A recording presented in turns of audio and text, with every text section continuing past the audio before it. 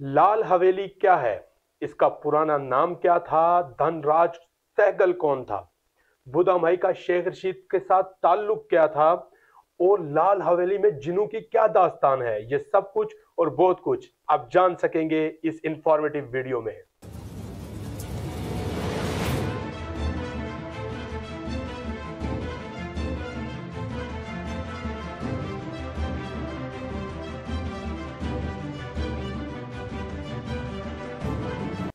कहा जाता है कि बर्रे सगीर पाको हिंद की सेपरेशन से पहले रावलपिंडी के एक मशहूर बोहड़ बाजार में एक एडवोकेट धनराज सहगल आबाद हुआ करते थे।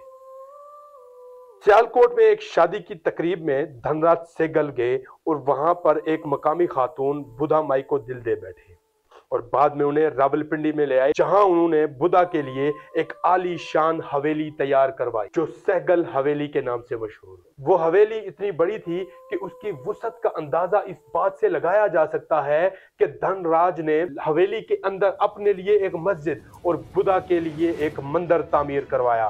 वक्त गुजरता गया और तकसीम हिंद के वक्त सहगल अपने खानदान के हमरा बुधा के साथ बेवफाई करके हिंदुस्तान चला गया और उसके बाद अदालत ने सहगल हवेली को मतरूका मलकियत करार देकर बुधा के हिस्से में सिर्फ 2 कमरे दिए। मोहब्बत में मुसलसल नाकामी और हवेली की तकसीम ने बुधा को अंदर से किरची किरची कर दिया। परेशान हाल बुधा पर एक और मुसीबत उस वक्त आई कि जब बुधा को अमीर जादी समझने वाले चोर सहगल हवेली में दाखिल हुए और चोरी की गर्ज से उन्होंने हवेली का चप्पा चप्पा छान मारा। जब हवेली से कुछ ना मिला तो चोरों ने बुधा के अकलौते भाई का कत्ल कर दिया और उसके बाद बुधा वहां से चली गई और काफी टाइम तक बुधा का कोई किसी को पता ना चला।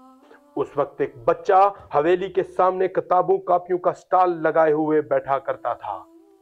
बुधा माई को जब भी अपने लिए कोई चीज मंगवानी हो या घर के लिए कोई काम काज की जरूरत पड़े तो बुधा बिला तकल्लुफ उस बच्चे को बुला लेती थी और उससे अपने छोटे मोटे काम लिया करती थी।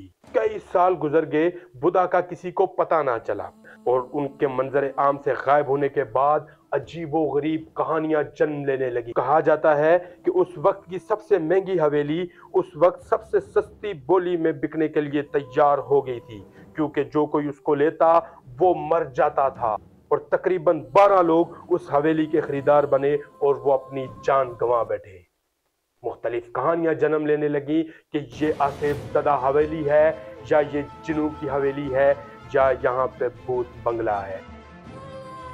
फिर एक दिन किताबें बेचने वाले बच्चे ने कई सालों बाद उस हवेली को खरीदना चाहा और उस बच्चे का और हवेली का सौदा करवाते हुए एक डीलर अपनी जान गंवा बैठा। कुछ सालों बाद 1985 के बाद जब वो हवेली उस बच्चे के नाम हुई जो अब बड़ा हो चुका था और वो शेख रशीद के नाम से जाना जाता था।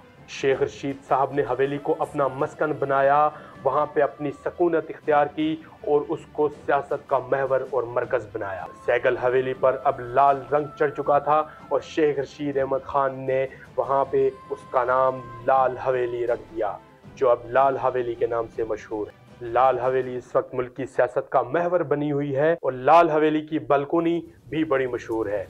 उसकी बालकोनी से नवाबजादा नसरुल्लाह, नवाज शरीफ, अल्ताफ हुसैन और इमरान खान जैसी अहम शख्सियात ने अवामी इज्तिमात से खताबात की। बुधा माई को गए मुद्दतें बीत चुकी हैं, लेकिन उसकी माजी की कहानियां अब तक मौजूद है। लाल हवेली एक बार फिर तनाज़ात की जद में है।